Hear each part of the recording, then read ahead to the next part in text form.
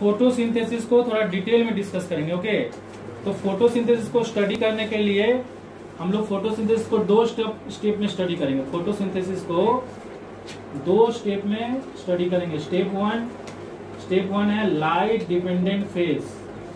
Light dependent phase, okay. तो सबसे पहले, और दूसरा स्टेप टू क्या है, लाइट इंडिपेंडेंट फेज।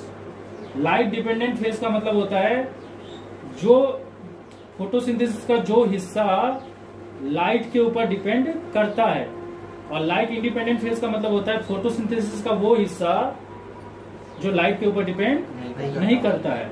तो सबसे पहले हम लोग लाइट डिपेंडेंट फेज के बारे में डिस्कस करते हैं, फिर हम लोग जाएंगे लाइट इंडिपेंडेंट फेज के ऊपर, ठीक है। तो लाइट डिपेंडेंट फेज में क्या होता है, इसमें पहला स्टेप वन का पहला स्टेप क्या होता है, ठीक है। स्टेप वन में पहला स्टेप क्या होता है, activation of chlorophyll bye sunlight. तो सनलाइट के द्वारा क्लोरोफिल को एक्टिवेट किया जाता है। तो जब क्लोरोफिल एक्टिवेट होता है तो उसमें क्या क्या चीज का फॉर्मेशन होता है, NADP, ADP और P। NADP हो गया निकोटीएमाइड, एडेनाइन डाइन्यूक्लियोटाइड फॉस्फेट। ADP हो गया एडेनोसाइन डाइफॉस्फेट, और ये हो गया फॉस्फेट। तो देखो सनलाइट की जगह यहाँ पे क्या वर्ड यूज किया, फोटोन। अब फोटोन का मतलब क्या होता है, देखो लाइट जो है ना वो एक छोटा छोटा एनर्जी पैकेट से बना हुआ है, और उस एनर्जी पैकेट को क्या बोलते हैं, फोटोन। जैसे मैटर का एक छोटा यूनिट क्या होता है, एटम। उसी तरह से लाइट का एक छोटा यूनिट क्या होता है, फोटोन। तो ये फोटोन जब क्लोरोफिल के ऊपर गिरता है तब ये इन चीजों का फॉर्मेशन होता है। तो इन चीज को फॉर्म करने के लिए क्या चाहिए, लाइट चाहिए। इसीलिए हम यहाँ पे बोले कि ये लाइट डिपेंडेंट फेज है। ओके, नेक्स्ट क्या है, इसका सेकेंड स्टेप क्या होता है। सेकेंड स्टेप में होता है splitting of water. Splitting of water, ये भी लाइट डिपेंडेंट फेज में ही आ रहा है। ये स्टेप वन का पहला स्टेप और ये स्टेप वन का दूसरा स्टेप है, स्प्लिटिंग ऑफ वाटर। तो वाटर क्या होगा, स्प्लिट हो जाएगा। किसके द्वारा स्प्लिट होगा, ये भी फोटोन के द्वारा ही होगा, मतलब सनलाइट के द्वारा, बाय सनलाइट। और हम ब्रैकेट में लिख सकते हैं फोटोन, मतलब वही लाइट का जो छोटा छोटा एनर्जी पैकेट है ना, उसी के द्वारा क्या होगा, वाटर को क्या किया जाएगा, स्प्लिट किया जाएगा। अब देखो वाटर स्प्लिट होके क्या बनता है, वाटर स्प्लिट होके बनता है हाइड्रोजन आयन, इलेक्ट्रॉन और ऑक्सीजन। वाटर स्प्लिट होके क्या क्या बनता है, हाइड्रोजन आयन, इलेक्ट्रॉन और ऑक्सीजन। ये आपको समझ में आया। तो यहाँ पे दो मॉलिक्यूल ऑफ वाटर टूट के क्या बन जाता है, 4 हाइड्रोजन आयन, 4 इलेक्ट्रॉन और ऑक्सीजन बनता है। ये जो ऑक्सीजन बनता है ये आपको एज ए प्रोडक्ट दिखा होगा फोटोसिंथेसिस में। तो ये ऑक्सीजन, कुछ पार्ट ऑफ ऑक्सीजन प्लांट क्या करता है, बाहर रिलीज कर देता है, और कुछ अपने लिए रख लेता है ताकि वो खाना को तोड़ के एनर्जी बना सके। तो ये है, ये सब क्या चीज का कैटेगरी में आ रहा है, लाइट डिपेंडेंट फेज। यहाँ तक आपको समझ में आया। जो सेकेंड स्टेप है ना, लाइट डिपेंडेंट फेज का जो सेकेंड स्टेप है, इसको फोटोलाइसिस भी बोलते हैं। इस स्टेप्स को क्या बोलते हैं, फोटोलाइसिस। क्योंकि फोटो मतलब लाइट के हेल्प से क्या हो रहा है, सेपरेशन। हम लोग इलेक्ट्रोलाइसिस पढ़े थे। इलेक्ट्रोलाइसिस में क्या हो रहा था, इलेक्ट्रिसिटी के हेल्प से, करंट के हेल्प से सेपरेशन हो रहा था, डिसोसिएशन हो रहा था। यहाँ पे लाइट के हेल्प से डिसोसिएशन हो रहा है। एक तीसरा स्टेप भी है और एक चौथा स्टेप भी है। तीसरा स्टेप क्या है, क्या क्या बना था बताओ, जब क्लोरोफिल एक्टिवेट हुआ था क्या बना था, NADP और P। हाँ, तो इसमें जो NADP है ना, ये इस इलेक्ट्रॉन के साथ और हाइड्रोजन के साथ जुड़ के क्या बन जाता है, NADPH। फिर वहाँ पे H+ होगा ना, हाँ ये H+। तो देखो ये जो NADP बना था, ये भी कौन सा चीज में हो रहा है, ये भी लाइट डिपेंडेंट फेज ही है, मतलब लाइट के प्रेजेंस में ही हो रहा है। अभी तक हम लोग लाइट इंडिपेंडेंट फेज में नहीं गए हैं, ठीक है। तो लाइट डिपेंडेंट फेज में एक तीसरा स्टेप भी होता है, दैट इज NADP जो है वो, ये जो इलेक्ट्रॉन और हाइड्रोजन किस में प्रोड्यूस हुआ, वाटर को तोड़ने से, वो उसके साथ जुड़ के क्या बन जाता है, NADPH। यहां तक समझ में आ रहा है। उसके अलावा और एक चीज भी होता है, जो ADP है ना, ADP ये P से जुड़ जाता है, ओके, और क्या बन जाता है? Adenosine triphosphate. ये बन जाता है एडेनोसाइन ट्राइफॉस्फेट। अब क्वेश्चन अराइज होता है कि ये कैसे बन जाता है, ठीक है। क्वेश्चन अराइज होता है कि एडीपी और पी मिलके एटीपी कैसे बन जाता है।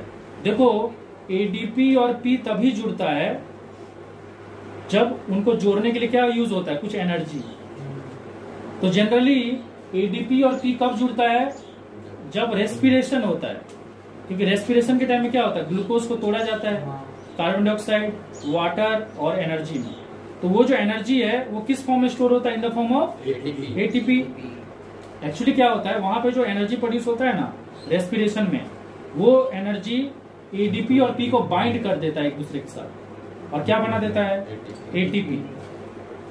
समझ में आ गया? तो वो जो एनर्जी प्रोड्यूस हुआ रेस्पिरेशन के दौरान, वो क्या किया, एडीपी और पी को बाइंड करके क्या बना दिया? एटीपी। अब बॉडी को, जब प्लांट का बॉडी को या एनिमल का बॉडी को एनर्जी का जरूरत पड़ता है, तो वो एटीपी ना दोबारा टूट जाता है, और क्या बन जाता है? एडीपी और पी। तो जब वो टूट जाएगा तो क्या होगा, उसमें जो उसको जो बाइंड करने वाला एनर्जी था, वो एनर्जी क्या हो जाएगा? रिलीज हो जाएगा। अरे हम क्या बोल रहे हैं, समझ में आ रहा है? रेस्पिरेशन के दौरान में जो एनर्जी प्रोड्यूस होता है वो एडीपी और पी को बाइंड कर देता है, और क्या बना देता है? एटीपी। अब सोच लो कि ये एटीपी फॉर्म में स्टोर है। अब सोच लो प्लांट को एनर्जी का जरूरत है, अपने आप को जिंदा रहने के लिए प्लांट को एनर्जी का जरूरत है। तो प्लांट क्या करेगा, अपना एटीपी को दोबारा तोड़ देगा। किसमें तोड़ देगा? एडीपी और पी। तो जैसे एडीपी और पी में तोड़ेगा तो जो एनर्जी इसको पकड़ के रखा था ना बाइंड करके, वो रिलीज हो जाएगा। उस एनर्जी को कौन यूटिलाइज कर लेगा? प्लांट यूटिलाइज कर लेगा। और हमारे केस में हम लोग यूटिलाइज कर लेंगे, मतलब एनिमल्स यूटिलाइज कर लेंगे, क्योंकि हमारे बॉडी में तो रेस्पिरेशन होता है ना। लेकिन यहाँ पे क्वेश्चन अराइज होता है कि यहाँ पे तो रेस्पिरेशन नहीं हो रहा है, तो फिर इसको कौन बाइंड किया? तो यहाँ पे जो इनको बाइंड करने वाला एनर्जी है वो कौन सा एनर्जी है? That is sunlight. तो मैं यहाँ से क्या बताना चाहता हूँ कि सिर्फ रेस्पिरेशन के टाइम में ही एटीपी नहीं बनता है, फोटोसिंथेसिस के टाइम में भी एटीपी बनता है। लेकिन यहाँ पे जो एटीपी बनाने वाला एनर्जी है वो सनलाइट है। सनलाइट क्या करता है? इन दोनों को बाइंड कर देता है, और क्या बना देता है? एटीपी। एनर्जी का नाम है। हाँ, तो ये एटीपी को भी चाहे प्लांट अगर चाहे अपना इमरजेंसी में अगर उसको एनर्जी का जरूरत पड़ेगा तो वो क्या करेगा? एटीपी को दोबारा तोड़ देगा, और क्या बना देगा? एडीपी और पी, और वो एनर्जी रिलीज होगा, उसको प्लांट अपना जरूरत के लिए यूज कर लेगा। तो ये सारा चीज लाइट के प्रेजेंस में ही होता है। अभी तक हम जितना चीज भी बताएं that is all light dependent phase. 4 step में हुआ। पहला स्टेप क्या हुआ था? क्लोरोफिल एक्टिवेट हुआ था। दूसरा स्टेप क्या हुआ? तीसरा step ADP plus E plus H plus equals to NADP. चौथा स्टेप ये हो गया, ADP plus phosphate equals to ADP. और कहाँ ये इनको बाइंड करने वाला एनर्जी कहाँ से आया, वो आपको समझ में आ रहा है? तो देखो, क्योंकि यहाँ पे सनलाइट यूज हो रहा है इसको बाइंड करने के लिए, तो सनलाइट मतलब फोटोन। तो इसीलिए इस प्रोसेस को क्या बोलते हैं? फोटोफॉस्फोराइलेशन। अब देखो यहाँ पे फोटो किसके लिए यूज हुआ है? सनलाइट के लिए। अब फॉस्फोराइलेशन क्यों यूज हुआ है? क्योंकि यहाँ पे कौन ऐड हो रहा है? फॉस्फोरस ऐड हो रहा है। समझ में आ रहा है कि नहीं? तो फॉस्फेट ऐड हो रहा है, इसलिए इसका नाम है फोटोफॉस्फोराइलेशन। तो नेक्स्ट है लाइट इंडिपेंडेंट फेज। ये सेकेंड स्टेप है। Step 2 light independent phase. Light independent phase का मतलब क्या होता है? जिस फेज में लाइट का जरूरत नहीं है। अब मेरा एक बात सुनो, बहुत जन क्या कंफ्यूज होता है कि लाइट इंडिपेंडेंट फेज का मतलब हो गया जो रिएक्शन रात को होता होगा, पर ये गलत है। लाइट इंडिपेंडेंट फेज का मतलब ये नहीं होता कि अंधेरा होना चाहिए। लाइट इंडिपेंडेंट फेज का जो रिएक्शन है वो भी लाइट के प्रेजेंस में ही होता है, लेकिन वहां पे लाइट का यूज नहीं है। अरे समझ में आ रहा है ना? लाइट तो है लेकिन लाइट का जरूरत नहीं है। लेकिन इससे पहले जो हम लोग पढ़े थे वो क्या था? वो था लाइट डिपेंडेंट फेज। मतलब वहां पे भी लाइट था लेकिन लाइट का यूटिलाइजेशन भी था। यहाँ पे क्या है? लाइट इंडिपेंडेंट फेज, मतलब लाइट तो होगा लेकिन लाइट का यूटिलाइजेशन नहीं होगा। समझ में आ रहा है ना? मतलब कोई चीज है तो, लेकिन मुझे वो चाहिए नहीं। समझ में आ रहा है?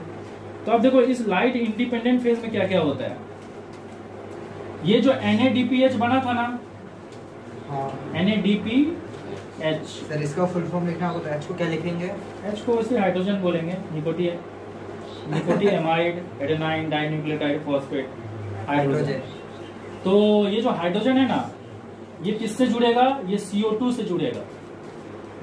ये जो है वो CO2 से जुड़ेगा, और ये NADP क्या करेगा ना, ये CO2 को अपना H दे देगा और क्या बना देगा? C6H12O6। और NADP जो है दोबारा क्या हो जाएगा? फ्री हो जाएगा। ये NADP क्या करेगा? दोबारा फ्री हो जाएगा। अब दोबारा जो नेक्स्ट वाटर मॉलिक्यूल टूटेगा उसमें भी क्या क्या प्रोड्यूस होगा? हाइड्रोजन आयन, इलेक्ट्रॉन और ऑक्सीजन। तो ये NADP क्या करेगा? फिर उस हाइड्रोजन आयन के साथ और इलेक्ट्रॉन के साथ जुड़ जाएगा और फिर से क्या बन जाएगा? NADPH। वो NADP में H जो है उसमें से H जाके मिलेगा ना CO2 से। हाँ, H जाके मिलेगा। ये NADPH क्या किया? इस कार्बन डाइऑक्साइड को अपना H दे दिया, तो ये H लेके क्या बन गया? C6H12O6। और ये NADP जो हुआ फ्री हो गया। ये NADP क्या करेगा? फर्दर जो वाटर टूटेगा ना, हाइड्रोजन आयन, इलेक्ट्रॉन और ऑक्सीजन, तो ये NADP फर्दर इलेक्ट्रॉन और हाइड्रोजन आयन से क्या होगा? जुड़ के फिर से NADPH बनेगा, फिर कार्बन डाइऑक्साइड को ऐसे ही अपना हाइड्रोजन दे देगा। ये प्रोसेस चलते रहेगा और ग्लूकोज क्या होगा? बनते रहेगा। नहीं समझ में आया? और एक चीज क्या होता है, मान लो प्लांट को ना एनर्जी का जरूरत है, तो प्लांट क्या करेगा? अपना जो एनर्जी है ना, जो एनर्जी इसको बाइंड करके रखा है, वो एनर्जी को क्या करेगा? रिलीज कर देगा। तो ये दोबारा क्या बन जाएगा? ADP और P। तो ये ADP और P जब फ्री हो जाएगा, तो अगर सोचो दोबारा इसको एनर्जी को स्टोर करना है, तो फिर से वो सनलाइट क्या करेगा? इन दोनों को बाइंड करके क्या बना देगा? ATP। तो इससे लाइट डिपेंडेंट फेज में होगा ना वो तो। हाँ, वो लाइट डिपेंडेंट फेज में होगा। तो लाइट इंडिपेंडेंट फेज में दो चीज होता है। NADPH क्या करता है? CO2 को H प्रोवाइड करता है ताकि वो ग्लूकोज बन जाए और ये खुद फ्री हो जाए। ये खुद फ्री होके और हाइड्रोजन और इलेक्ट्रॉन से जुड़ जाएगा, जो कि वाटर का टूटने से बनता है, और फिर से वो NADPH बन के फिर इसको, ये प्रोसेस चलते रहेगा। और फाइनली ये जो ग्लूकोज बन रहा है ना, ऐसे बहुत सारे ग्लूकोज में बनेंगे।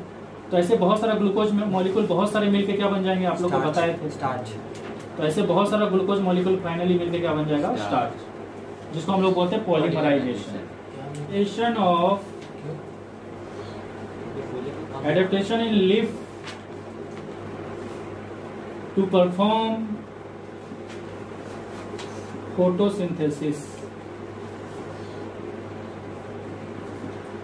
मतलब प्लांट अपने पत्तों में क्या क्या एडेप्टेशन लाता है, अपने पत्ते मतलब लीफ में क्या क्या एडेप्टेशन लाता है, क्या क्या बदलाव लाता है, ताकि ज्यादा से ज्यादा क्या हो सके? फोटोसिंथेसिस। तो सबसे पहला चीज है लार्ज सरफेस एरिया। किसका बात हो रहा है यहाँ पे? लीफ का बात हो रहा है। तो लीफ का सरफेस एरिया क्या होना चाहिए? Large surface area. Large surface area का मतलब होगा ज्यादा सरफेस एरिया होने से क्या होगा? ज्यादा से ज्यादा सनलाइट मिलेगा। लार्ज सरफेस एरिया होने से ज्यादा ज्यादा सनलाइट मिलेगा। दूसरा चीज है लार्ज सरफेस एरिया होने से ज्यादा ज्यादा क्लोरोप्लास्ट भी होगा। अरे जितना ज्यादा एरिया होगा क्लोरोप्लास्ट भी उतना ज्यादा होगा, जितना ज्यादा एरिया होगा स्टोमाटा भी उतना ज्यादा होगा। तो लाइट ज्यादा होने से भी फोटोसिंथेसिस ज्यादा होगा, स्टोमाटा ज्यादा होने से कार्बन डाइऑक्साइड ज्यादा मिलेगा, और क्लोरोप्लास्ट ज्यादा होने से क्लोरोफिल ज्यादा होगा। क्लोरोफिल ज्यादा होगा तो फोटोसिंथेसिस ज्यादा होगा। तो लार्ज सरफेस एरिया का इंपॉर्टेंस समझ में आ रहा है। और से ट्रांसपिरेशन भी ज्यादा होगा। ट्रांसपिरेशन भी होगा। ट्रांसपिरेशन तो होता ही है। देखो प्लांट जितना भी वाटर एब्जॉर्ब करता है ना, उसमें मैक्सिमम वाटर तो ट्रांसपिरेशन में ही चले जाता है। तो वो चीज तो अलग ही बात है। वो तो क्यूटिकुलर भी हो रहा है, लेंटिकुलर भी हो रहा है। ओके, नेक्स्ट है लीफ अरेंजमेंट। लीफ अरेंजमेंट should be in a direction perpendicular to light.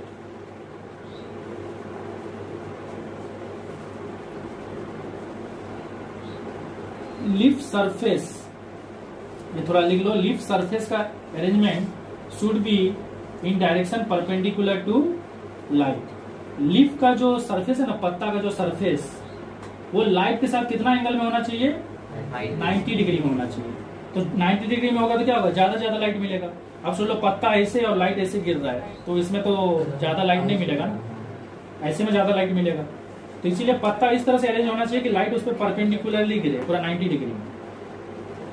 तीसरा चीज है जो ऑलरेडी बता चुके हैं कि न्यूमरस स्टोमाटा लिखा है। अब ये न्यूमरस स्टोमाटा जो है वो इसी पॉइंट में आ जाता है, लार्ज सरफेस एरिया। ज्यादा सरफेस एरिया होगा तो ज्यादा स्टोमाटा होगा, और ज्यादा स्टोमाटा होने से क्या फायदा है बताओ? ज्यादा कार्बन डाइऑक्साइड, हाँ ज्यादा कार्बन डाइऑक्साइड एब्जॉर्ब करेगा। ओके, नेक्स्ट है, नेक्स्ट पॉइंट है उसको हम यहां लिख रहे हैं, थिननेस ऑफ लीव्स।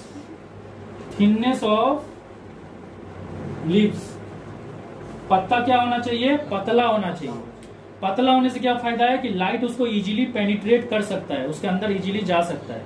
जितना मोटा पत्ता होगा, मान लो एक पत्ता है जिसका जो ऊपर का जो लेयर है, क्या बोलते हैं ऊपर का लेयर को? क्यूटिकल।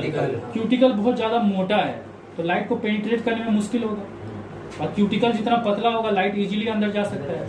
तो पत्ता का थिननेस से फायदा यह है कि लाइट उसको इजीली पेनिट्रेट कर सकता है। थिननेस ऑफ लीव्स या फिर क्यूटिकल? लीव्स। अरे सीधा सा बात है, पत्ता पतला है तो उसका क्यूटिकल भी क्या होगा? पतला ही होगा। ओके, नेक्स्ट है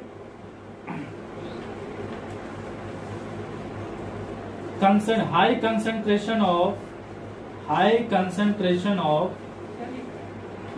क्लोरोप्लास्ट। मतलब क्लोरोप्लास्ट जितना ज्यादा होगा क्लोरोफिल उतना ज्यादा होगा, जितना ज्यादा क्लोरोफिल होगा उतना ज्यादा फोटोसिंथेसिस होगा। तो ये तो आपको समझ में आ ही रहा है। एक लास्ट पॉइंट है, सर 5 नंबर नहीं समझ। 5 नंबर में है कि ज्यादा से ज्यादा क्लोरोप्लास्ट होगा। ज्यादा से ज्यादा क्लोरोप्लास्ट मतलब क्या हो गया? ज्यादा से ज्यादा क्लोरोफिल होगा, और ज्यादा से ज्यादा क्लोरोफिल मतलब ज्यादा से ज्यादा फोटोसिंथेसिस। नेक्स्ट है एक्सटेंसिव वेन सिस्टम। पत्ता में क्या होना चाहिए? वेन सिस्टम बहुत ज्यादा होना चाहिए, वेन्स बहुत ज्यादा होना चाहिए। वेन सिस्टम क्यों ज्यादा होना चाहिए, इसका पीछे का कारण समझो।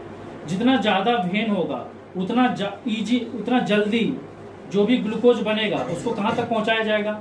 स्टोरेज ऑर्गन तक। अरे जितना ज्यादा वेन्स होगा, तो वेन्स मतलब क्या हो गया? पाथ। तो जितना ज्यादा रास्ता होगा उतना इजीली क्या किया जा सकता है? जो भी खाना बनेगा ग्लूकोज उसको इजीली ट्रांसपोर्ट किया जा सकता है। कहाँ पे? Storage organ. तो जनरली कौन सा सेल होता है, कौन सा टिश्यू होता है जो ज्यादा से ज्यादा खाना को स्टोर करता है? तो आप लोग क्लास 9 में पढ़े होंगे, उसका नाम होता है पैरेन्काइमा।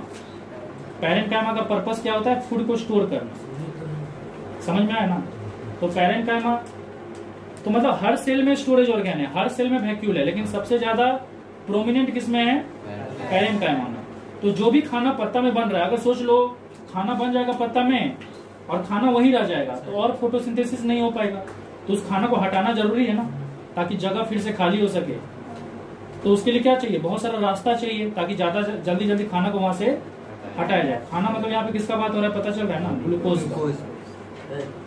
मान लीजिए पैरेन्काइमा में भी पूरा खाना भर गया और जगह ही नहीं रहा, तो फिर नहीं करेगा। घर में जो खाना बनता है अरे देखो सीधा सा बात है, जितना जल्दी खाना सब डिलीवर होगा उतना और खाना बनेगा। और सोच लो गोडाउन में ऑलरेडी ठूस के खाना भरा है, तो फिर क्यों बनाएगा? घर बैठ के खाओ फिर। अब देखो आप लोग को ऑलरेडी पता है फोटोसिंथेसिस का एंड प्रोडक्ट क्या होगा? फोटोसिंथेसिस का एंड प्रोडक्ट क्या होगा? एंड प्रोडक्ट मतलब फोटोसिंथेसिस में प्रोडक्ट क्या बनता है? ग्लूकोज। तो आपको पता है कि ग्लूकोज बनता है एक, दूसरा वाटर बनता है, ऑक्सीजन, और तीसरा ऑक्सीजन बनता है। तो ये तीनों को हम लोग क्या बोलेंगे? फोटोसिंथेसिस का एंड प्रोडक्ट। ओके, अभी हम लोग डिस्कस करेंगे कि फोटोसिंथेसिस को क्या क्या फैक्टर इफेक्ट करता है। तो उसमें दो फैक्टर डिस्कस करेंगे, एक बाहरी फैक्टर और एक प्लांट का खुद का internal factor. External factors which affect photosynthesis, मतलब क्या क्या बाहर का फैक्टर होता है, मतलब प्लांट का फैक्टर नहीं, प्लांट के जो सराउंडिंग है, तो सराउंडिंग का क्या क्या फैक्टर होता है जो कि फोटोसिंथेसिस को इफेक्ट करता है। सबसे पहला फैक्टर है लाइट का इंटेंसिटी। अब देखो बहुत बच्चा ना इंटेंसिटी से कंफ्यूज होता है, तो मैं जनरल वर्ड में लिख देता हूं ब्राइटनेस। वैसे इंटेंसिटी को अगर हम फिजिक्स टर्म में डिफाइन करें तो इंटेंसिटी का मतलब होता है कितना एनर्जी पर सेकेंड पर यूनिट एरिया से पास हो रहा है। मतलब एक छोटे से एरिया से हर सेकेंड कितना एनर्जी जा रहा है उसको इंटेंसिटी बोलते हैं। लेकिन अगर हम एक जनरल वर्ड में बोले किसी को समझाने के लिए तो इंटेंसिटी का मतलब होता है ब्राइटनेस। तो सीधा सा बात है, लाइट जितना ब्राइटर होगा उसके पास फोटोन भी क्या होगा, ज्यादा होगा, और ज्यादा फोटोन होगा तो ज्यादा क्लोरोफिल एक्टिवेट होगा, और ज्यादा क्लोरोफिल एक्टिवेट होगा तो ज्यादा फोटोसिंथेसिस होगा। तो इससे ये हम लोग को समझ में आया कि इंटेंसिटी ज्यादा होने से क्या होगा, फोटोसिंथेसिस ज्यादा होगा। क्योंकि लॉजिक तो समझा दिए ना, इंटेंसिटी ज्यादा मतलब ज्यादा फोटोन, मतलब एनर्जी उसके पास ज्यादा है, एनर्जी पैकेट, और ज्यादा फोटोन होने से ज्यादा क्लोरोफिल एक्टिवेट होगा, और ज्यादा एक्टिवेट होने से ज्यादा फोटोसिंथेसिस करेगा। सेकेंड पॉइंट है concentration of carbon dioxide. Concentration of carbon dioxide in surrounding. अगर बाहर में कार्बन डाइऑक्साइड का कंसंट्रेशन ज्यादा है तो फोटोसिंथेसिस भी क्या होगा, ज्यादा होगा। क्योंकि देखो बाहर में अगर कार्बन डाइऑक्साइड ज्यादा होगा तो प्लांट क्या करेगा, ज्यादा से ज्यादा कार्बन डाइऑक्साइड लेगा, और ज्यादा से ज्यादा कार्बन डाइऑक्साइड लेगा तो ज्यादा से ज्यादा फोटोसिंथेसिस होगा। लेकिन यहाँ पे ये भी क्वेश्चन अराइज होता है कि ज्यादा से ज्यादा कार्बन डाइऑक्साइड बाहर में होगा, ये फायदामंद तो है, लेकिन उसके लिए ज्यादा से ज्यादा पेड़ भी होना चाहिए। अब आप बोलोगे नहीं सर, आप तो बोले कि ज्यादा से ज्यादा कार्बन डाइऑक्साइड होना चाहिए, तो आप कार्बन डाइऑक्साइड धूम प्रोड्यूस कर रहे हो, एकदम आतंक मचाती है, लेकिन उसको लेने के लिए पेड़ है ही नहीं। समझ में आ रहा है कि नहीं? तो सिर्फ कार्बन डाइऑक्साइड प्रोड्यूस करने से बेनिफिशियल नहीं है, आपको उसके लिए पेड़ भी लगाना पड़ेगा, सिर्फ कार्बन डाइऑक्साइड प्रोड्यूस करने से नहीं होगा। तो कार्बन डाइऑक्साइड जितना ज्यादा होगा फोटोसिंथेसिस भी क्या होगा, ज्यादा। मतलब ये ज्यादा होने से फोटोसिंथेसिस भी क्या होगा, ज्यादा होगा, क्योंकि कार्बन डाइऑक्साइड एक रॉ मटेरियल है फोटोसिंथेसिस के लिए। तीसरा पॉइंट है टेम्परेचर।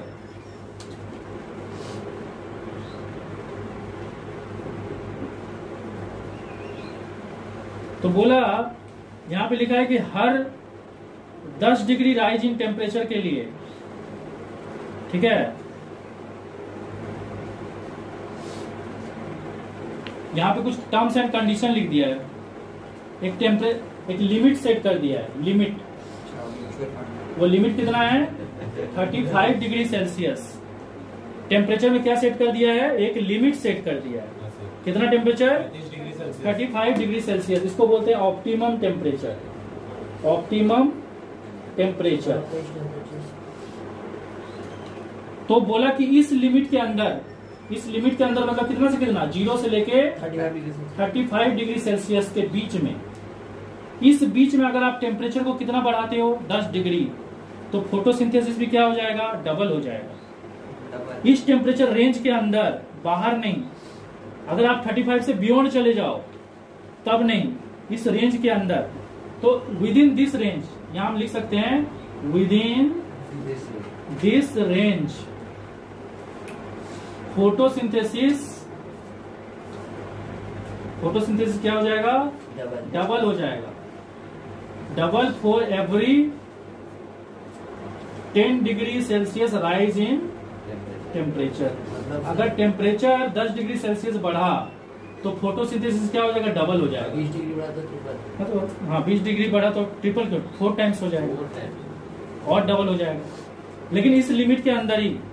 अब क्वेश्चन अराइज होता है कि अगर टेम्परेचर इससे बियॉन्ड चले जाएगा तो क्या होगा। तो देखो फोटोसिंथेसिस को परफॉर्म करने के लिए ना बहुत सारा एंजाइम्स भी यूज होता है।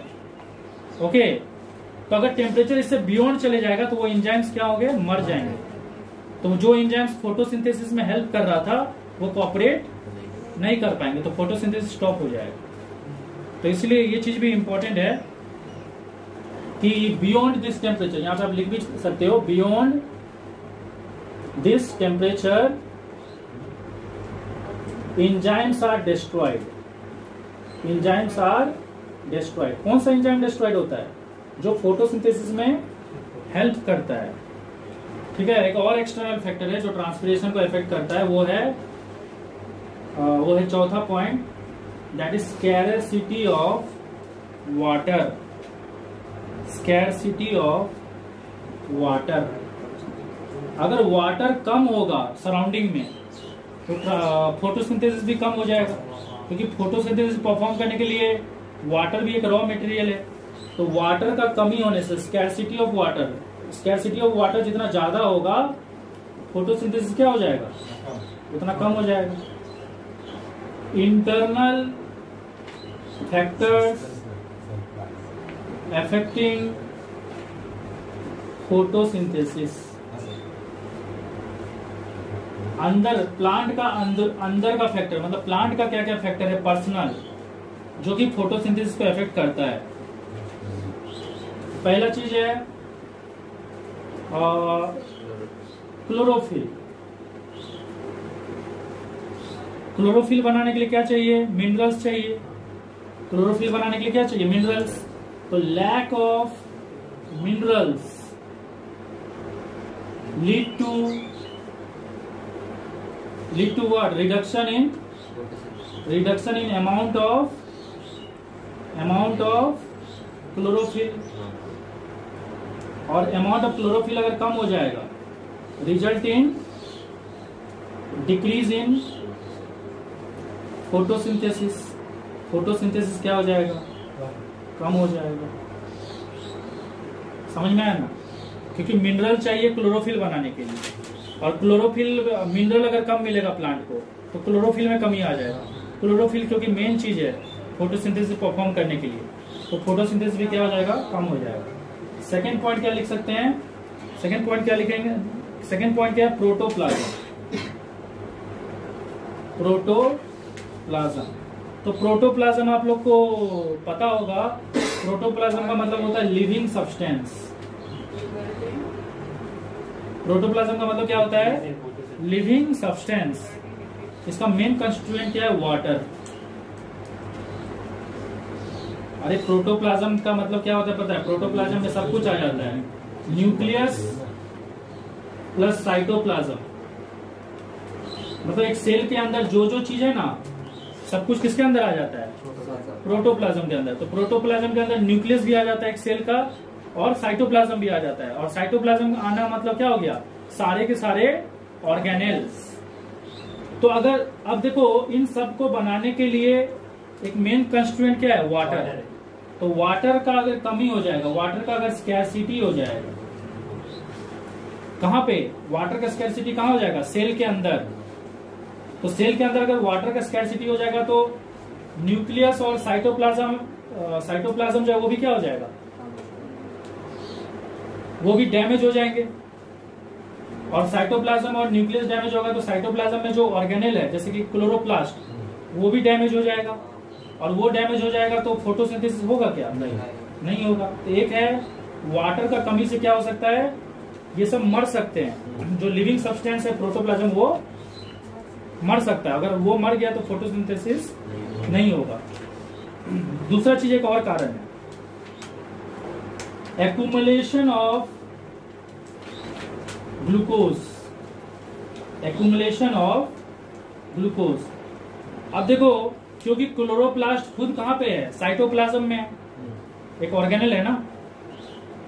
तो क्लोरोप्लास्ट के अंदर अगर जरूरत से ज्यादा ही क्या बन जाएगा, ग्लूकोज। तो जरूरत से ज्यादा ग्लूकोज को कहां स्टोर करेगा, वैक्यूल में। मान लो पूरा वैक्यूल ग्लूकोज से भर चुका है और ग्लूकोज को स्टोर करने का जगह नहीं है, तो उस केस में क्या करना पड़ेगा, फोटोसिंथेसिस को बंद करना पड़ेगा। क्योंकि फोटोसिंथेसिस तभी करेगा ना जब ग्लूकोज का कमी होगा। ऑलरेडी ग्लूकोज कुछ ज्यादा ही हो गया है, तो अगर ग्लूकोज कुछ ज्यादा ही हो जाएगा तो फोटोसिंथेसिस क्या हो जाएगा, कम हो जाएगा। और ये ग्लूकोज भी कहाँ पे डिपोजिट हो रहा है, वैक्यूल में। और वैक्यूल भी किसका हिस्सा है, प्रोटोप्लाज्म का। तो एक्यूमुलेशन ऑफ यहाँ पे लिख सकते हो, accumulation of too much glucose stops क्या, फोटोसिंथेसिस। ये भी समझ में आ गया। उसके बाद एक तीसरा पॉइंट है, इसको लिख देते हैं, उसके बाद ये खत्म हो जाएगा। तीसरा है structure of lip. Structure of leaf.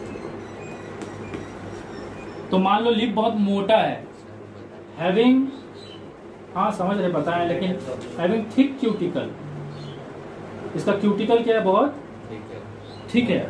तो थिक क्यूटिकल होने से क्या होगा, सनलाइट को पेनिट्रेट करने में मुश्किल होगा, एक ये कारण होगा। दूसरा क्या है, मोटा लीफ होने से क्या होगा, जो कार्बन डाइऑक्साइड एंटर कर रहा है किसके थ्रू, स्टोमाटा के थ्रू, उसको पैलिसेड सेल या स्पॉन्जी सेल जहाँ पे क्लोरोप्लास्ट है वहां तक पहुंचने में भी क्या लगेगा, टाइम लगेगा। तो फोटोसिंथेसिस का प्रोसेस क्या हो जाएगा, स्लो हो जाएगा। और लीफ जितना पतला होगा उतना जो पैलिसेड सेल है और स्पॉन्जी सेल है क्या होगा, पास पास होगा। ये देखो एक मोटा लीफ है और एक पतला लीफ है, इसका पैलिसेड सेल मेसोफिल सेल पास है स्टोमाटा तक, इसका palisade cell mesophyll cell stomata से, तो यहाँ पे कार्बन डाइऑक्साइड को पहुंचने में टाइम लगेगा और यहाँ पे कार्बन डाइऑक्साइड जल्दी पहुंच जाएगा। तो ये यहाँ पे फोटोसिंथेसिस फास्ट होगा, किसमें, पतला वाला लीव्स में, और थिक वाला में क्या होगा, फोटोसिंथेसिस थोड़ा सा स्लो हो जाएगा। तो वही लिखा है स्ट्रक्चर ऑफ लीफ। तो लीफ का अगर क्यूटिकल थिक है या पत्ता ही मोटा है तो फोटोसिंथेसिस क्या हो जाएगा, स्लो हो जाएगा, फोटोसिंथेसिस स्लो डाउन। अभी हम लोग क्या डिस्कस करेंगे, डिस्टार्चिंग द प्लांट। तो डिस्टार्चिंग द प्लांट में हम लोग क्या डिस्कस करेंगे कि उसका पत्ता में ना बिल्कुल स्टार्च नहीं रहना चाहिए, मतलब उसके पत्ते में जो भी स्टार्च होगा वो या तो कोई स्टोरेज ऑर्गन में जाके स्टोर हो जाएगा या प्लांट उस स्टार्च को कंज्यूम कर लेगा। डिस्टार्चिंग द प्लांट का मतलब होता है making leaves of plants free from starch. Making leaves of plant free from starch मतलब उसके पत्तों में थोड़ा भी स्टार्च नहीं बचेगा। इसके लिए क्या करना है, कुछ खास चीज नहीं है, आपको प्लांट को 24 से लेके 48 घंटा तक, मतलब 1 से लेके 2 दिन तक उसको डार्क रूम में रखना पड़ेगा। तो we have to keep the plant 24 to 48 hour, मतलब 24 से लेके 48 घंटा तक प्लांट को कहाँ रखना पड़ेगा, डार्क रूम में। Keep the plant 24 to 48 hour in a dark room. तो डार्क रूम में अगर आप प्लांट को रख दोगे 24 से लेकर 48 घंटा के लिए, मतलब 1 से लेकर 2 दिन के लिए, तो उसको लाइट नहीं मिलेगा तो वो फोटोसिंथेसिस परफॉर्म नहीं करेगा। तो जो भी स्टार्च या जो भी ग्लूकोज पत्ता में बन चुका होगा, प्लांट क्या करेगा, उसको वहां से मूव कर देगा थ्रू वेन्स। कहाँ मूव कर देगा, स्टोरेज ऑर्गन। तो जब पत्ता में से सारा खाना मतलब सारा स्टार्च हट जाएगा, उसी मेथड को बोलते हैं डिस्चार्जिंग द प्लांट। और इसके लिए आपको कुछ नहीं करना है, सिंपली क्या करना है, प्लांट को 24 से लेकर 48 घंटा तक डार्क रूम में रख देना है। तो अगर आप उसके बाद उसका पत्ता को चेक करोगे स्टार्च है कि नहीं, तो आप पाओगे कि उसमें कुछ भी स्टार्च आपको नहीं मिलेगा, लिप्स में आपको कुछ भी स्टार्च नहीं मिलेगा, क्योंकि सारा का सारा स्टार्च कहाँ चले गया, स्टोरेज ऑर्गन में चले गया, मतलब वैक्यूल्स में चले गया। अलग अलग प्लांट का जो अलग अलग पार्ट है, स्टेम्स है, रूट्स है, ब्रांचेस है, उन सब में जो भी सेल्स है उनके वैक्यूल्स में वो खाना चले गया। और जब प्लांट को जरूरत पड़ेगा तो वो खाना को फिर कन्वर्ट कर लेगा एनर्जी में by the process of respiration. जब वो सांस लेगा, ऑक्सीजन लेगा, तो खाना को, ग्लूकोज को तोड़ के कार्बन डाइऑक्साइड, वाटर और एनर्जी बना के उस एनर्जी को खुद कंज्यूम करेगा अपना पर्सनल सर्वाइवल के। अभी हम लोग आगे डिस्कस करेंगे कि स्टार्च जो फॉर्मेशन होता है, ग्लूकोज जो फॉर्मेशन होता है पत्ता में, उसको कैसे चेक करेंगे कि सचमुच पत्ता में ग्लूकोज है कि नहीं या स्टार्च है कि नहीं, उसको कैसे चेक करेंगे, उसको मैं अभी एक्सप्लेन करने वाला हूँ। तो अभी हम लोग डिस्कस करेंगे test for presence of starch, मतलब फोटोसिंथेसिस के टाइम में पत्ता में जो स्टार्च या ग्लूकोज बनता है वो सचमुच बनता है कि नहीं, उसको चेक करने के लिए हम लोग स्टेप्स डिस्कस करेंगे कि कैसे पता लगाएं कि स्टार्च है कि नहीं। तो सबसे पहला स्टेप क्या है, हम लोग एक पत्ता को तोड़ेंगे और जो पत्ता ऑलरेडी सनलाइट में था, मतलब उसमें ऑलरेडी फोटोसिंथेसिस हुआ है, उस पत्ता को तोड़ेंगे और उसको किस में डाल देंगे, हम लोग उसको डालेंगे बॉइल्ड वाटर में। उस एक पत्ता को हम लोग पेड़ से तोड़ेंगे और उसको किस में डाल देंगे, बॉइल्ड वाटर। ये है बॉइल्ड वाटर, बॉइल्ड वाटर में हम लोग डाल देंगे। तो जब आप एक लीव्स को बॉइल्ड वाटर में डालोगे, एक लीव्स है, एक लीफ है, तो जब इसको आप बॉइल्ड वाटर में डालोगे तो इसके अंदर जो भी सेल्स है ना, वो सेल्स क्या हो जाएगा, मर जाएगा, सेल्स विल डाई। अब देखो सीधा सा बात है, जब सेल मर चुका है तो वो अब फोटोसिंथेसिस परफॉर्म नहीं कर सकता। नेक्स्ट स्टेप में क्या करना है, आपको इस पत्ता को इसमें से निकाल लेना है और इसको मिथाइलेटेड स्पिरिट में डाल देना है। इसमें क्या है, इसमें है मिथाइलेटेड स्पिरिट, इसमें इस पत्ता को डाल देना है। ये पत्ता अभी मिथाइलेटेड स्पिरिट में चलेगा, ये जो लीफ है।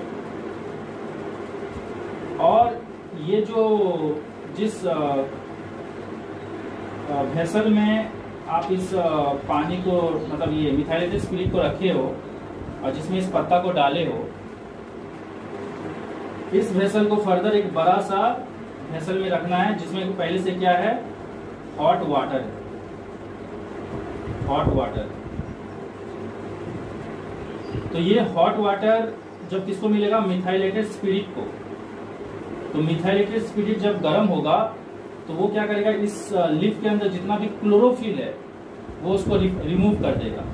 इस लीफ के अंदर जितना भी क्लोरोफिल है, क्लोरोफिल वो क्या हो जाएगा, रिमूव हो जाएगा। तो देखो जैसे ही क्लोरोफिल रिमूव हो जाएगा तो अब ये तो बिल्कुल फोटोसिंथेसिस परफॉर्म कर ही नहीं सकता, क्योंकि फोटोसिंथेसिस परफॉर्म करने के लिए क्लोरोफिल एक बहुत इंपॉर्टेंट चीज है। तो इसमें जो भी क्लोरोफिल था वो क्या हो गया, रिमूव हो गया। हम लोग को कैसे पता चलेगा कि क्लोरोफिल रिमूव हो चुका है, पत्ता का कलर ग्रीन से चेंज होकर क्या हो जाएगा, पेल व्हाइट। तो लीफ का जो कलर है वो ग्रीन से चेंज होकर क्या हो जाएगा, पेल व्हाइट, मतलब थोड़ा सा ब्राउनिश टाइप का, व्हाइट टाइप का हो जाएगा। तो इससे हम लोग को समझ में आ जाएगा कि इसमें जो भी क्लोरोफिल था वो बाहर निकल चुका है। ओके, अभी हम लोग का नेक्स्ट है तीसरा स्टेप। तीसरा स्टेप में हम लोग क्या करेंगे, तीसरा स्टेप के लिए हम ये वाला पार्ट को मिटा रहे हैं। एक्चुअली इसी में हम तीसरा स्टेप को एक्सप्लेन कर दे रहे हैं। तीसरा स्टेप में आपको क्या करना है, ये जो मिथाइलेटेड स्पिरिट में जो पत्ता था उसको निकालना है और फिर से उसको किस में डाल देना है, बॉइल्ड वाटर। तो बॉइल्ड वाटर में डालने से क्या होगा, ये पत्ता ना सॉफ्ट हो जाएगा, सॉफ्ट हो जाएगा। तो चौथा स्टेप में क्या करना है, आपको इसको एक डिश में ले लेना है। एक इस टाइप का डिश होता है, उस डिश में आपको ये पत्ता को ले लेना है,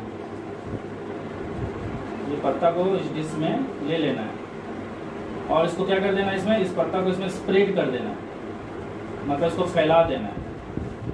और इसमें फैला देने के बाद आपको इसमें क्या पोर करना है, इसमें पोर करना है आयोडीन सॉल्यूशन, आयोडीन सॉल्यूशन।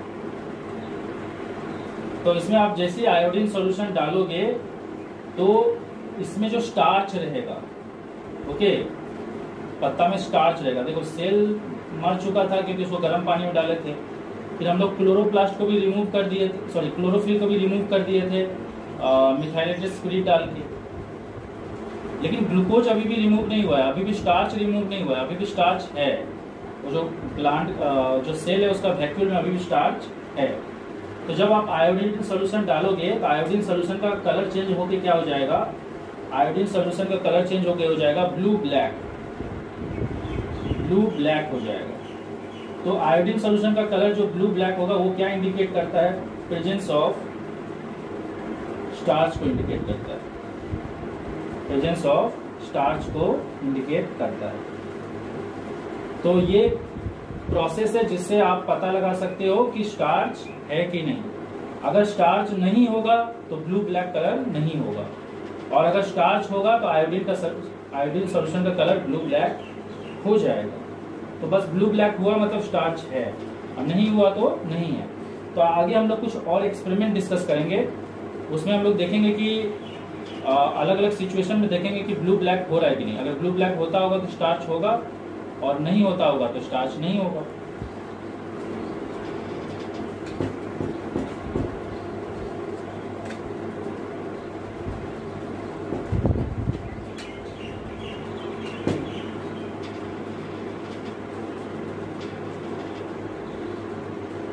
तो पहला एक्सपेरिमेंट हम लोग डिस्कस करते हैं।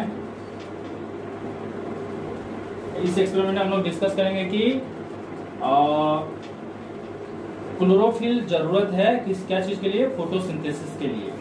तो इसलिए हम लोग एक ऐसा पत्ता लेंगे, इसमें हम लोग इस पहला एक्सपेरिमेंट में हम लोग डिस्कस करेंगे कि chlorophyll is necessary for photosynthesis, मतलब फोटोसिंथेसिस होने के लिए क्लोरोफिल बहुत जरूरी है, बिना क्लोरोफिल का फोटोसिंथेसिस नहीं हो सकता। इसके लिए हम लोग एक ऐसा पत्ता लेंगे जिसमें कुछ जगह पे क्लोरोफिल होगा और कुछ जगह पे क्लोरोफिल नहीं होगा। मान लो ये हिस्सा जो है पत्ता का वो ब्राउन है, मतलब यहाँ पे क्लोरोफिल नहीं है, और ये हिस्सा जो है पत्ता का वो ग्रीन है। तो ग्रीन है मतलब ये इंडिकेट क्या कर रहा है कि यहाँ पे क्या है, क्लोरोफिल है। बाकी मैं आपको ऑलरेडी बताया हूँ कि क्लोरोफिल का कलर ग्रीन नहीं होता है। क्लोरोफिल कलर ग्रीन इसलिए दिखता है क्योंकि वो लाइट का सारा कलर को एब्जॉर्ब कर लेता है और ग्रीन कलर को रिफ्लेक्ट कर देता है, और हमारे आंखों में क्योंकि ग्रीन कलर आता है तो हम लोग को लगता है क्लोरोफिल ग्रीन है। तो जहां पे भी आपको ग्रीन कलर दिख रहा है दैट मीन्स वहां पे क्या है, क्लोरोफिल है। अब हम लोग क्या करेंगे, अब हम लोग वही सेम स्टेप फॉलो करेंगे जो स्टेप के बारे में मैं आपको ऑलरेडी बता चुका हूँ। वो स्टेप क्या है, सबसे पहले हम लोग इस पत्ता को डालेंगे गर्म पानी में ताकि इसके अंदर जो भी जिंदा सेल है वो मर जाए। सेकेंड स्टेप में क्या करेंगे, हम लोग उस पत्ता को डालेंगे मिथाइलेटेड स्पिरिट में। वो मिथाइलेटेड स्पिरिट जो रहना चाहिए वो गर्म रहना चाहिए। उसको गर्म करने के लिए हम लोग बॉइल्ड वाटर में डाल देंगे, ठीक है। तो मिथाइलेटेड स्पिरिट एक वेसल में रहेगा और उसमें पत्ता रहेगा, और वो जो वेसल रहेगा उसको हम लोग को बॉइल्ड वाटर वाला कंटेनर में डाल देंगे। तो उससे क्या होगा, मिथाइलेटेड स्पिरिट को गर्मी मिलेगा। तो गर्म मिथाइलेटेड स्पिरिट क्या करेगा, उस पत्ता के अंदर जो भी क्लोरोफिल है उसको रिमूव कर देगा। अब क्लोरोफिल भी रिमूव हो चुका है। तीसरा स्टेप में हम लोग क्या करेंगे, ये पत्ता को फिर से बॉइल्ड वाटर में डालेंगे ताकि ये सॉफ्ट हो जाए। और लास्ट स्टेप में क्या करेंगे, इसको हम लोग एक डिश में लेंगे और उस डिश में इसको पूरा फैला के रख देंगे, स्प्रेड करके रख देंगे, और इसमें डालेंगे आयोडीन सॉल्यूशन। जैसे आप आयोडीन सॉल्यूशन डालोगे तो जहां पे क्लोरोफिल था, जो पहले आपको ग्रीन दिख रहा था, ठीक है, तो यहाँ पे तो पक्का स्टार्च होगा क्योंकि क्लोरोफिल जहाँ पे है वहां पे तो स्टार्च फॉर्मेशन हुआ होगा। तो वहां का कलर क्या हो जाएगा, ब्लू ब्लैक। और वहां का कलर जैसे ब्लू ब्लैक होगा तो ये इंडिकेट कर रहा है कि वहां पे स्टार्च है, और स्टार्च वहीं बनता है जहाँ पे क्लोरोफिल होता है। तो आपका ये वाला हिस्सा जो है ना, ये हिस्सा ब्राउन ही रहेगा, यहाँ पे ब्लू ब्लैक नहीं होगा। तो इससे ये पता चलता है कि यहाँ पे नो स्टार्च, यहाँ पे कोई भी स्टार्च नहीं है, और नो स्टार्च का मतलब नो क्लोरोफिल। तो इससे क्लियर हो गया कि स्टार्च बनने के लिए या फोटोसिंथेसिस होने के लिए क्लोरोफिल का होना बहुत जरूरी है। ओके, अभी हम लोग एक नेक्स्ट एक्सपेरिमेंट डिस्कस करेंगे। इसमें हम लोग डिस्कस करेंगे कि सनलाइट बहुत जरूरी है फोटोसिंथेसिस के लिए। तो उसके लिए मैं इसको मिटा रहा हूँ।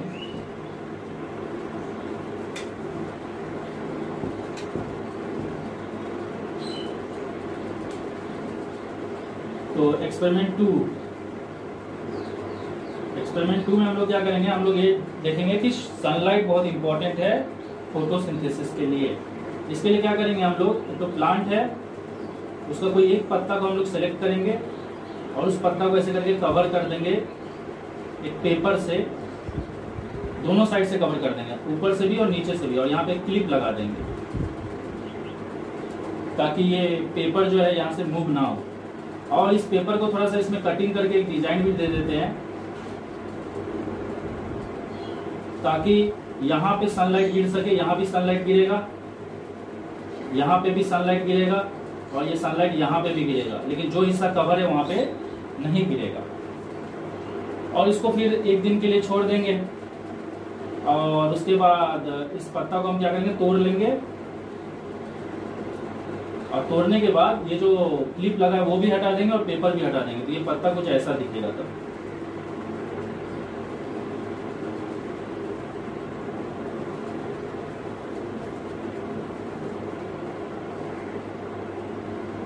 तो देखो ये वाला जो हिस्सा है वो ग्रीन ही रहेगा क्योंकि अभी भी वहां पे क्लोरोफिल है। ये हिस्सा भी क्या रहेगा, ग्रीन ही रहेगा, और ये हिस्सा भी ग्रीन रहेगा। क्यों ग्रीन रहेगा, क्योंकि देखो क्लोरोफिल बनने के लिए भी क्या चाहिए, सनलाइट चाहिए। तो क्योंकि ये सब हिस्सा में सनलाइट गिरा है, यहाँ पे और यहाँ पे, तो ये हिस्सा ग्रीन ही रहेगा, क्योंकि क्लोरोफिल बनने के लिए भी सनलाइट चाहिए।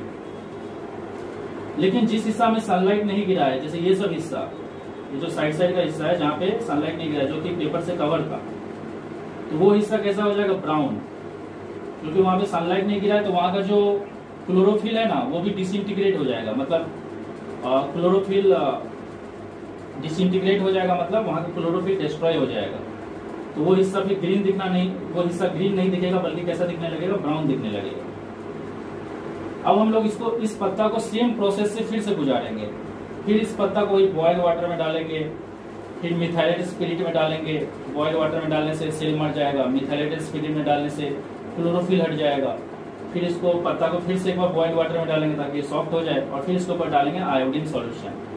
तो जो जो हिस्सा लाइट से एक्सपोज हुआ था, जो हिस्सा आपको ग्रीन कलर का दिख रहा है, वो सभी हिस्सा क्या हो जाएगा? Blue black. ये भी ब्लू ब्लैक हो जाएगा आयोडीन सॉल्यूशन डालने से, ये भी ब्लू ब्लैक हो जाएगा, और ये हिस्सा भी क्या हो जाएगा? Blue black. लेकिन ये हिस्सा ब्लू ब्लैक नहीं होगा, नो ब्लू ब्लैक, ये ब्राउन का ब्राउन ही रहेगा। इससे ब्लू ब्लैक क्या इंडिकेट करता है कि यहाँ पे क्या बना है? स्टार्च बना है, यहाँ पे भी स्टार्च बना है, और यहाँ पे भी क्या बना हुआ है? स्टार्च बना हुआ है, यहाँ पे नो स्टार्च। तो इससे क्लियर हो गया, क्योंकि ये हिस्सा ग्रीन दिख रहा है मतलब यहाँ पे क्लोरोफिल है, और ये हिस्सा ग्रीन नहीं दिख रहा मतलब वहां पे क्लोरोफिल नहीं है। और एक तीसरा चीज भी कंफर्म हो गया कि स्टार्च बना मतलब जहां जहां सनलाइट गिरा है वहीं वहीं स्टार्च बना है। जैसे कि यहाँ सनलाइट गिरा था, यहाँ पे सनलाइट गिरा था, और यहाँ पे गिरा था। बाकी जो हिस्सा में सनलाइट नहीं गिरा था वहां पे स्टार्च नहीं बना। इससे ये प्रूफ होता है कि सनलाइट फोटोसिंथेसिस के लिए बहुत इंपॉर्टेंट है। अभी हम लोग तो और एक्सपेरिमेंट डिस्कस करेंगे, जिसमें ये डिस्कस करेंगे कि कार्बन डाइऑक्साइड बहुत इंपॉर्टेंट है फोटोसिंथेसिस के लिए।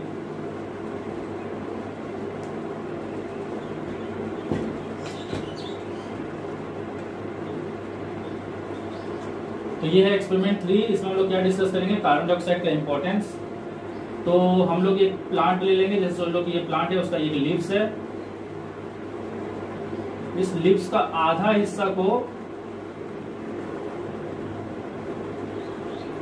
इस लीव्स का आधा हिस्सा को हम एक फ्लैक्स में डाल देंगे, एक फ्लैक्स में, FLASK, फ्लैक्स में डाल देंगे।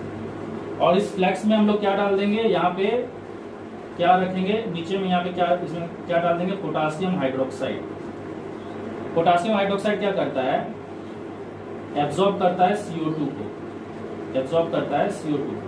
तो इससे पता चलता है कि इस वेसल के अंदर जितना भी कार्बन डाइऑक्साइड रहेगा उसको पोटेशियम हाइड्रोक्साइड क्या कर लेगा? एब्जॉर्ब कर लेगा। लेकिन बाहर में अभी भी कार्बन डाइऑक्साइड है, एटमॉस्फेयर में अभी भी कार्बन डाइऑक्साइड है। अंदर का सारा कार्बन डाइऑक्साइड ये पोटेशियम हाइड्रोक्साइड एब्जॉर्ब कर लिया है। तो कुछ टाइम बाद अगर आप इसको फिर क्या करना? एक दिन तक ऐसे छोड़ देना, सनलाइट, इसमें फोटोसिंथेसिस होने देना। फिर हम लोग क्या करेंगे? इस पत्ता को तोड़ के अलग कर लेंगे, और इस पत्ता को हम लोग तो इसमें आप देख रहे हो कि इसका आधा हिस्सा जो था फ्लैक्स के अंदर था, जिसको CO2 नहीं मिला है, और आधा हिस्सा वो है जिसको CO2 मिला है। मतलब हम लोग बोल सकते हैं यहाँ पे CO2 प्रोवाइड किया गया है, प्रोवाइडेड, और ये हिस्सा वो है no CO2 provided, no CO2 provided. Okay, अब आपको क्या करना है? इसको फिर से सेम प्रोसेस से गुजारना है। इसको पहले गर्म पानी में डाल के उबालेंगे, इसका सारा सेल मर जाएगा। सेकेंड स्टेप में इसको हम लोग डाल देंगे किसमें? मिथाइलेटेड स्पिरिट में, तो इसका जितना भी क्लोरोफिल है वो हट जाएगा। और फिर तीसरा स्टेप में हम लोग इसको फिर से गर्म पानी में डालेंगे ताकि ये पत्ता सॉफ्ट हो जाए, और फिर इसको एक डिश में डाल के इस पे डालेंगे आयोडीन सॉल्यूशन। तो आयोडीन सॉल्यूशन डालने से क्या होगा? जहां पे कार्बन डाइऑक्साइड मिला था, जो हिस्सा को कार्बन डाइऑक्साइड मिला था, वो हिस्सा हो जाएगा ब्लू ब्लैक, और जो हिस्सा को कार्बन डाइऑक्साइड नहीं मिला था वहां पे नो ब्लू ब्लैक, मतलब ब्लू ब्लैक नहीं होगा। ब्लू ब्लैक होने का मतलब क्या हुआ? कि यहाँ पे स्टार्च बना, और स्टार्च तभी बनेगा, हम लोग जानते हैं फोटोसिंथेसिस में स्टार्च तभी बनता है जब कार्बन डाइऑक्साइड मिलता है। तो इससे ये प्रूफ होता है कि यहाँ पे कार्बन डाइऑक्साइड मिला है इसीलिए स्टार्च बना है, और यहाँ पे कार्बन डाइऑक्साइड नहीं मिला इसलिए स्टार्च नहीं बना। तो इससे हम लोग को ये क्लियर हो गया कि कार्बन डाइऑक्साइड बहुत जरूरी है। एक चौथा एक्सपेरिमेंट डिस्कस करेंगे, जिसमें हम लोग को ये डिस्कस करेंगे कि फोटोसिंथेसिस के टाइम में ऑक्सीजन प्रोड्यूस होता है।